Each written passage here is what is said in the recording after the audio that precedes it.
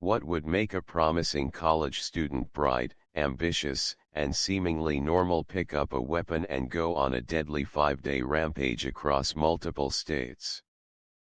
Peter Manfredonia didn't just run from the law, he became one of America's most wanted fugitives, leaving behind heartbreak, chaos, and lives forever shattered. How did it come to this? Was it mental illness, a breaking point, or something far more sinister? Today, we unravel the terrifying story of a college student turned killer, a story filled with tragedy, survival, and a desperate nationwide manhunt. This is not just a crime story, it's a cautionary tale about the thin line between promise and peril. Before Peter Manfredonia became the center of a multi-state manhunt, he was just a young boy growing up in Newtown, Connecticut. He had a childhood that seemed typical, filled with school days, sports, and dreams for the future. Let's go back to where it all began. Peter was born in 1998 in a peaceful town that would later be marked by tragedy: the Sandy Hook Elementary School shooting in 2012. Growing up in such an environment undoubtedly left an impact on many children in the community, and Peter was no exception. However, those who knew him during his early years described a friendly, curious boy who seemed no different from any of his peers. Peter's parents were supportive and wanted the best for their son. They enrolled him in Newtown High School, where he excelled academically and participated in wrestling. Wrestling is a sport that requires not just physical strength but also mental discipline, qualities Peter seemed to possess. Despite his outward success, there were signs of inner struggles.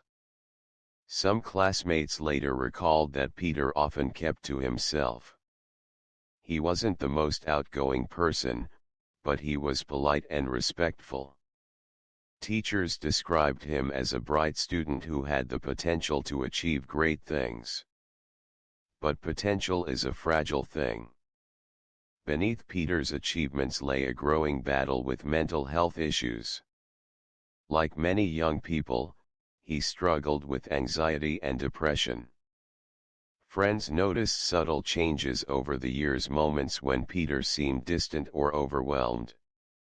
After graduating high school, Peter was accepted into the University of Connecticut, UConn, a prestigious institution where he pursued studies in finance and mechanical engineering. UConn was a place filled with opportunity, and Peter seemed ready to embrace it. He lived in student housing, attended classes, and even joined campus events. His academic performance was strong, though there were occasional dips that hinted at ongoing personal struggles. College can be a challenging time for anyone, but for Peter, it seemed to amplify his internal battles. Social pressures, academic stress, and perhaps unresolved issues from his past all weighed heavily on him. Friends and roommates later spoke about Peter's unpredictable behavior. One day, he would be enthusiastic and focused on his studies; the next, he would withdraw completely. Some friends encouraged him to seek help, and it's believed that he did speak with mental health professionals at some point. However, mental health support systems in college aren't always enough, especially for someone dealing with complex issues. Peter's social media posts during this time became increasingly cryptic. He wrote about feeling isolated, misunderstood, and frustrated with the world around him. Looking back, there were warning signs that something was wrong. In one particular post, Peter mentioned the difficulty of finding purpose and meaning. To his friends, these seemed like typical musings of a college student facing existential questions. But in hindsight, they were red flags that hinted at a deeper turmoil. It's easy to dismiss these signs when someone seems to be functioning well on the surface. Peter was still attending classes, still participating in activities, and still holding on to the image of a promising young student. But beneath the surface, cracks were forming. Life in the small, quiet town of Willington, Connecticut, was peaceful. Rolling fields, tree-lined roads, and a close-knit community gave it a sense of security and calm. But on May 22, 2020, that peace was shattered in the most brutal way imaginable. It was a warm afternoon when Peter Manfredonia, now visibly agitated and troubled, wandered through the rural outskirts of town. He carried with him a machete-like sword, a chilling indication of the violence to come. His mind was clouded, perhaps by unresolved pain, frustration, or a dangerous mental break. In this picturesque town, Peter encountered two men, Ted Demers, a 62-year-old husband and father known for his kindness, and his neighbor, John Franco. Ted was a friendly and approachable man, the type who would go out of his way to help others. That day, when Peter claimed that his motorcycle had broken down nearby, Ted didn't hesitate to offer assistance. John Franco, curious about the situation, joined him as they approached the young man who seemed out of place in their tranquil neighborhood. Without warning, Peter launched a brutal attack. The machete in his hands became a weapon of destruction as he struck Ted Demers repeatedly.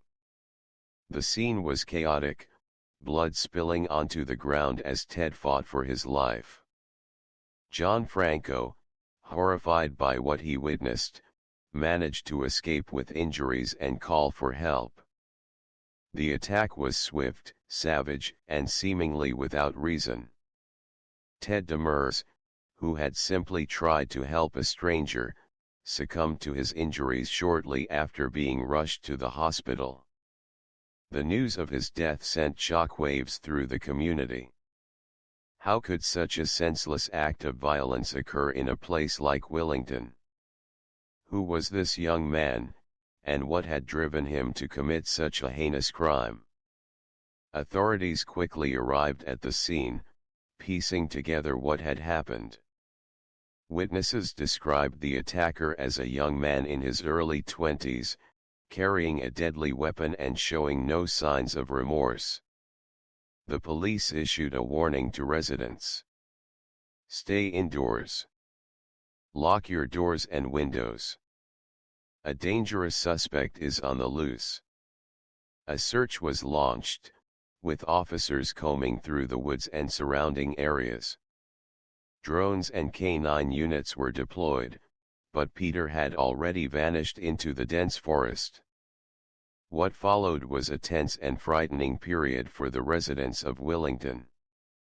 The idea that a killer was hiding among them was unimaginable. Parents kept their children inside, and neighbors looked out for each other, hoping the nightmare would end soon. Ted Demers was remembered as a loving husband and father, a man who always put his family first. His sudden and violent death left a void that could never be filled. His wife and children were devastated, grappling with grief and disbelief. The pain of losing a loved one is immeasurable, but to lose someone in such a brutal and senseless way adds another layer of trauma. The Demers family became the face of a community in mourning. They spoke of Ted's kindness, his love for his family, and the many ways he had touched the lives of those around him. As news of the attack spread, residents of Willington struggled to comprehend what had happened. Many questioned how a promising college student from a neighboring town could commit such an atrocity.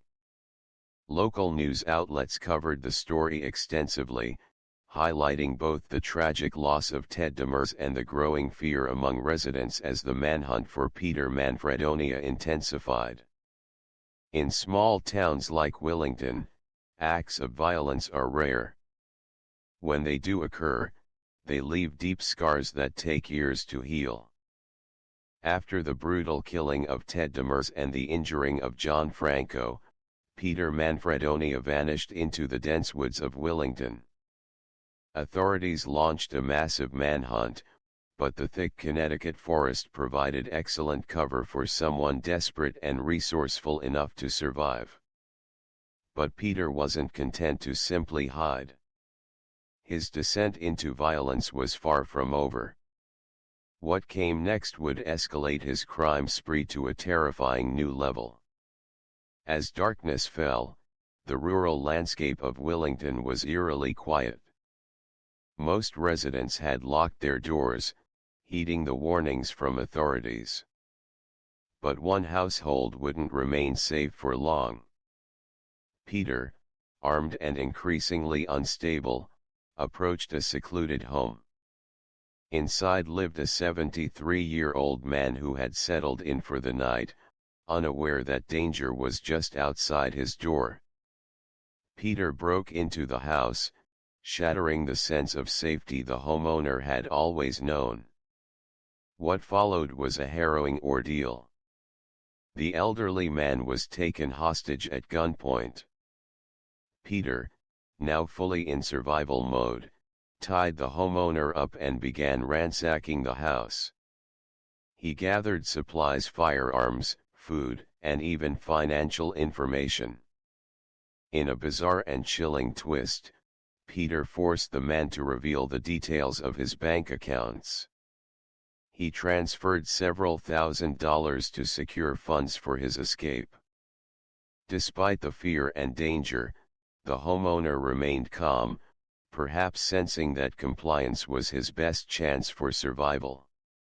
For nearly 24 hours, he was held captive by the young man who had already taken one life. Unlike the attack on Ted Demers, Peter made a different decision here. He didn't kill the homeowner. Some speculate that his state of mind played a role. Perhaps he saw the elderly man as non-threatening or felt a flicker of guilt. Whatever the reason, this decision would later provide investigators with crucial information about Peter's movements and state of mind. By the next morning, law enforcement had ramped up their efforts. Helicopters scanned the landscape, and K-9 units combed the area. The community remained on edge, knowing that Peter was still out there, armed and dangerous. Meanwhile, Peter had made his move. Stealing the homeowner's truck, he fled the scene, leaving his hostage shaken but alive. Authorities were quickly notified, and a statewide alert was issued. Surviving such a traumatic event is a testament to the human spirit, but the scars often linger long after the danger has passed. The elderly man, whose identity was protected by authorities, later spoke about the fear and uncertainty he had faced. His cooperation likely saved his life, but the mental toll was undeniable. As Peter drove away in the stolen truck, he left behind a trail of clues. Surveillance cameras captured his movements, and witnesses reported sightings. Authorities followed his path, but Peter remained elusive. The truck was eventually found abandoned near Osborndale State Park, over 60 miles from Willington. Peter had vanished once again, blending into the landscape as police scrambled to locate him. The situation had now escalated into a full-blown multi-state manhunt. Peter was no longer just a suspect in a local crime. He was a fugitive on the run, armed and dangerous. The residents of Willington, already reeling from the murder of Ted Demers, were now grappling with the reality that a killer had been hiding among them. Fear and anxiety gripped the town. Parents kept their children indoors, and neighbors formed watch groups, determined to protect their community. In a small town where everyone knows each other, the idea that such violence could occur was almost incomprehensible. Peter's actions showed a chilling pattern: violence, followed by calculated decisions to evade capture. The hostage situation demonstrated his willingness to escalate his crimes but also hinted at a conflicted state of mind. What would drive a promising college student to this point? Was it a sudden break from reality, or had the signs always been there, ignored and overlooked? As authorities expanded their search, they knew time was of the essence. Peter was desperate, armed, and unpredictable. The next phase of his crime spree would prove even more devastating. Stay with us as we unravel the next chapter of this chilling story: the murder of Nicholas Isola and the kidnapping that pushed the nation to its breaking point. After holding a man hostage and fleeing with stolen firearms and supplies, Peter Manfredonia seemed unstoppable. Law enforcement was on high alert, chasing leads across multiple states. But what came next pushed the situation beyond anyone's worst fears. On May 24, 2020, Peter's crime spree took a deeply personal and devastating turn. His target this time wasn't a random stranger, it was someone he knew: 23-year-old Nicholas Isola. Nicholas Isola lived in Derby, Connecticut, about 70 miles from the scene of Peter's previous crimes. The two had crossed paths in the past, though the extent of their relationship remains unclear. Some speculated that Peter harbored resentment or jealousy toward Isola, but the exact motive for what happened next has never been fully explained. Isola was described by friends and family as kind-hearted and full of life. He worked as a project manager and was building a future with his girlfriend, Shannon Spies. They lived together in a modest home, unaware that danger was closing in on them. In the early hours of that fateful morning, their peaceful life would be shattered forever. Peter forced his way into Isola's home. Armed and agitated, he confronted Nicholas and Shannon. What followed was a chaotic and terrifying scene. Despite the fear and confusion, one thing was clear: Peter's intentions were deadly. At gunpoint, Peter executed Nicholas Isola, shooting him in the head. The brutal act was swift and deliberate, leaving Shannon in shock and terror. Imagine being alone in a room with someone who has just taken the life of the person you love. The fear, the disbelief, it's unimaginable. But instead of killing Shannon, Peter made a different choice. He kidnapped her, forcing her into Isola's car. It was a decision that puzzled investigators later. Why spare Shannon when he had shown no mercy to Nicholas? Perhaps it was a fleeting moment of humanity. Or maybe Peter had other plans. With Shannon as his hostage, Peter fled the scene in Isola's car. Authorities were quickly alerted to the murder and abduction. Amber alerts and warnings were issued across state lines. The community, already shaken by the previous crimes, was now gripped by fear and outrage. The question on everyone's mind: would Shannon survive? Peter drove for hours, crossing state lines into New Jersey. At a rest stop in Columbia, New Jersey, something unexpected happened. Peter made a decision that would change the course of events: he let Shannon go. Perhaps it was guilt, or maybe the pressure of the manhunt was getting to him. Whatever the reason, Shannon was free. She immediately called 911, providing authorities with crucial information about Peter's whereabouts and mental state. her survival was nothing short of a miracle. Back in Derby, the news of Nicholas Isola's murder spread quickly. His family was devastated, struggling to comprehend the sudden and senseless loss of their beloved son and brother. Friends remembered him as a hard-working, compassionate individual with a bright future ahead of him. Losing someone to violence is a pain that words can't fully capture. The Isola family's grief was compounded by the public nature of the crime and the media attention that followed. The murder and kidnapping sent shockwaves through the community and beyond. Social media lit up with outrage and calls for justice. People couldn't fathom how a promising college student like Peter Manfredonia had descended into such violence.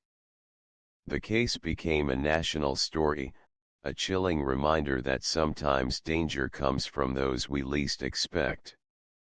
With Shannon safe, law enforcement now had a clearer picture of Peter's movements. The search extended across multiple states as authorities closed in on the fugitive. Peter Manfredonia's days on the run were numbered. But where would he strike next? And would anyone else fall victim to his rampage? Stay with us as we dive into the final chapter of this harrowing story: the nationwide search for Peter Manfredonia and his ultimate capture. With 2 murders, a hostage situation, and a multi-state crime spree behind him, Peter Manfredonia became one of the most wanted fugitives in the United States. Authorities were in a race against time, knowing that as long as he remained free, no one was safe. By May 25, 2020, Peter Manfredonia's face was on every news outlet across the country. Law enforcement agencies in multiple states were working together to track his movements. His description, armed, dangerous, and mentally unstable, was broadcast everywhere. Amber alerts and bulletins flooded phones and social media. Residents were warned to stay indoors, lock their doors, and report any sightings of the fugitive. Imagine waking up to a nationwide alert that a dangerous fugitive could be in your neighborhood. After abandoning Nicholas Isola's car, Peter managed to vanish again. Surveillance footage revealed that he had crossed into Pennsylvania. At a convenience store in East Stroudsburg, Pennsylvania, he was spotted calmly purchasing camping gear, food, and supplies. The image was chilling: Peter blending in with ordinary shoppers, as if he weren't the subject of a massive manhunt. Authorities believed he was preparing for a prolonged escape, possibly into the wilderness. They scoured nearby wooded areas, deploying drones, K9 units, and search teams. But Peter was always one step ahead. The media frenzy around the case only fueled public fear. Peter's transformation from a bright college student to a killer on the run captivated the nation. How does a young man with so much promise descend into violence and chaos? That was the question everyone was asking. The psychological aspect of the case became a topic of debate among experts. Some attributed his actions to untreated mental health issues. Others believed his crimes were premeditated and driven by a darker side that had gone unnoticed for years. On May 27, 2020, after 5 days on the run, authorities received a tip that led them to Hagerstown, Maryland, over 250 miles from where Peter was last seen. Surveillance footage from a gas station showed Peter calmly filling up his tank, unaware that his time was running out. The footage was clear: Peter was still on the move, but law enforcement was closing in. A multi-agency task force was deployed, and within hours, they had cornered Peter near a truck stop. After 5 days of fear, grief, and uncertainty, it all came to an end without a single shot fired. Peter surrendered peacefully, a stark contrast to the violence that had defined his crime spree. He was taken into custody without incident, bringing relief to a nation that had been gripped by his story. The question on everyone's mind now was, why? Why did a promising college student become a killer? Following his arrest, Peter was extradited to Connecticut to face justice. He was charged with multiple counts, including 2 counts of murder, home invasion, kidnapping, and weapons violations.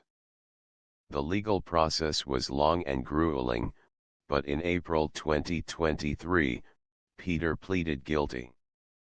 He was sentenced to 55 years in prison, bringing some measure of closure to the victims' families.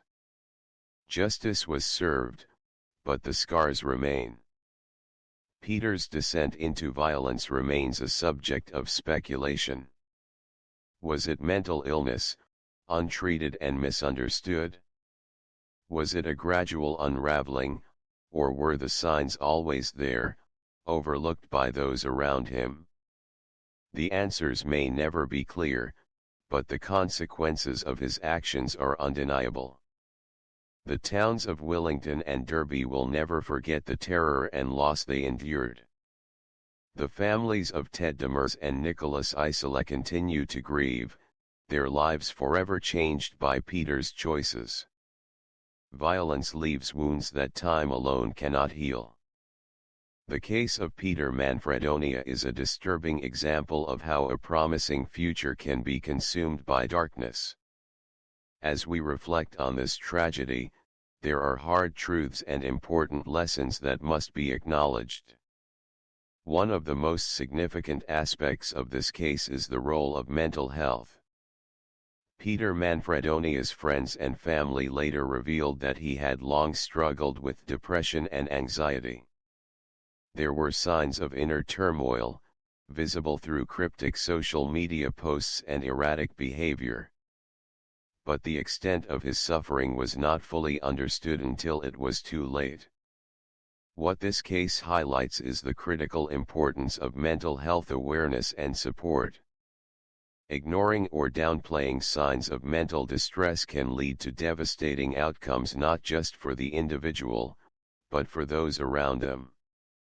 Mental illness is not an excuse for violence, but it is a factor that must be addressed if we are to prevent similar tragedies. Early intervention, open conversations about mental health, and access to professional care are essential. We need to create a society where seeking help is normalized, not stigmatized. Another unsettling lesson from this case is how difficult it can be to predict human behavior. Peter Manfredonia was not someone anyone would have labeled as dangerous. He was a bright student with academic achievements and a future full of potential. How does someone like that become capable of such horrific acts? The truth is that people are complex, and their outward appearance doesn't always reflect their inner struggles. This case reminds us to approach others with empathy while remaining vigilant about warning signs that may indicate a person is in crisis. The true cost of Peter's actions is measured not just in legal consequences but in the pain inflicted on the families of Ted Demers and Nicholas Isola. These were innocent men, loved by their families and respected in their communities. Their lives were taken senselessly, and the people who cared about them will carry that grief forever. We must never forget the victims. They are more than just names in a news story. They were fathers, friends, and sons. The communities of Willington and Derby, Connecticut, have also been deeply affected. The sense of safety and trust that once defined these towns was shattered. It will take time and resilience to heal those wounds. The swift and coordinated response by law enforcement agencies across multiple states played a crucial role in bringing Peter Manfredonia to justice. Their dedication and determination ensured that he was captured without further loss of life. Their efforts are a reminder of the importance of having well-trained, resourceful law enforcement teams that can respond effectively to crises. Peter Manfredonia's sentence of 55 years in prison reflects the seriousness of his crimes.